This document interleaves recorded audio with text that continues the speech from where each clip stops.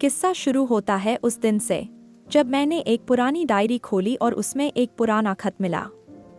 हम सब एक घर में रहते हैं, पर क्या कभी सोचा है कि उस घर की दीवारें कहाँ खत्म होती हैं? हमारे हक कहाँ शुरू होते हैं? आज की कहानी किसी इंसान की नहीं, बल्कि उस वादे की है जो एक मुल्क ने अपने लोगों से किया था। इसे हम और आप कॉन्स्टिट्यूशन कहते हैं, पर मेरे लिए यह एक एहसास है। डिज़ाइन सिर्फ यह नहीं है कि वह कैसा दिखता है, डिज़ाइन वह है कि वह काम कैसे करता है। एक देश का सबसे बड़ा प्रोडक्ट उसका कॉन्स्टिट्यूशन होता है। आज हम उस सोर्स कोड की बात करेंगे जिस पर पूरी दुनिया चलती है। Think different, think constitutionalism. दोस्त, यह कॉन्स्टिट्यूशन शब्द लैटिन के कॉन्स्टिट्यूचर कॉन्स्टिट्यूअर से आया है, जिसका सीधा सा मतलब है स्थापित करना या खड़ा करना। आज के दौर में इसका मतलब है सिद्धांतों का वो सेट जो सरकार और जनता के बीच के रिश्तों को तय करता है। इसे लोग fundamental law of the land और ग्राउंड नॉर्म भी कहते हैं। इसे एक सिस्टम की तरह देखिए। गिलक्राइस्ट और गेटल ने इसे सरकार का आर्किटेक्चर कहा है, वो नियम जो पावर्स का बंटवारा करते हैं।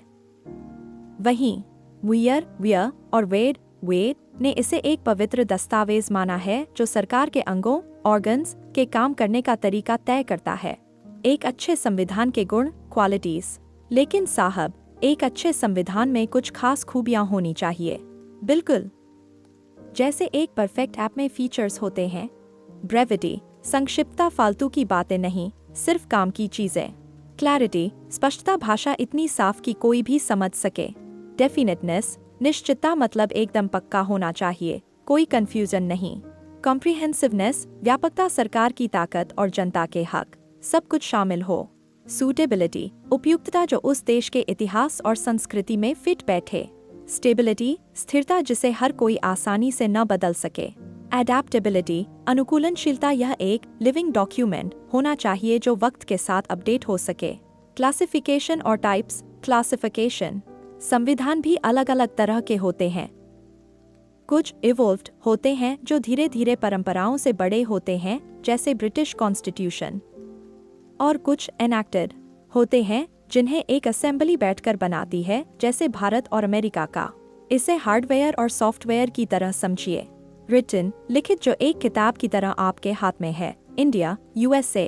अनरिटन, अलिखित, जो रिवाजों और फैसलों में बिखरा हुआ है, UK न्यूजीलैंड।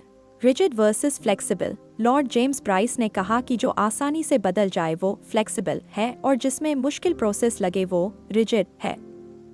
हमारा भारत इन दोनों का शानदार मेल है। फिर आती है ताकत की बात।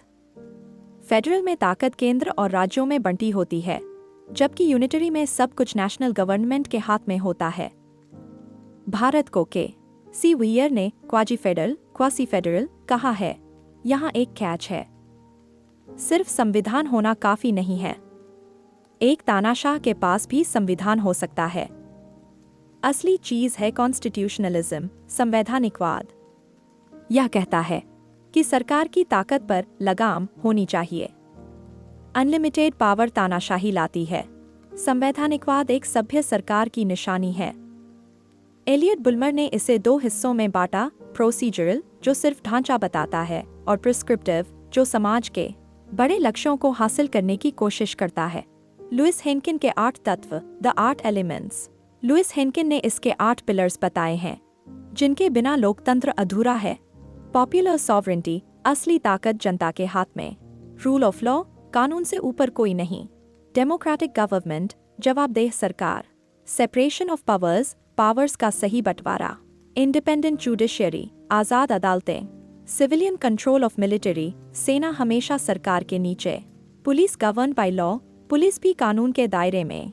रिस्पेक्ट फॉर इंडिविजुअल राइट्स, हर इंसान के हक का सम्मान। तो दोस्त, संविधान सिर्फ स्याही और कागज नहीं है, यह हम सबकी मिलीजुली धड़कन है। अगली बार जब आप तिरंगा देखें या वोट दें,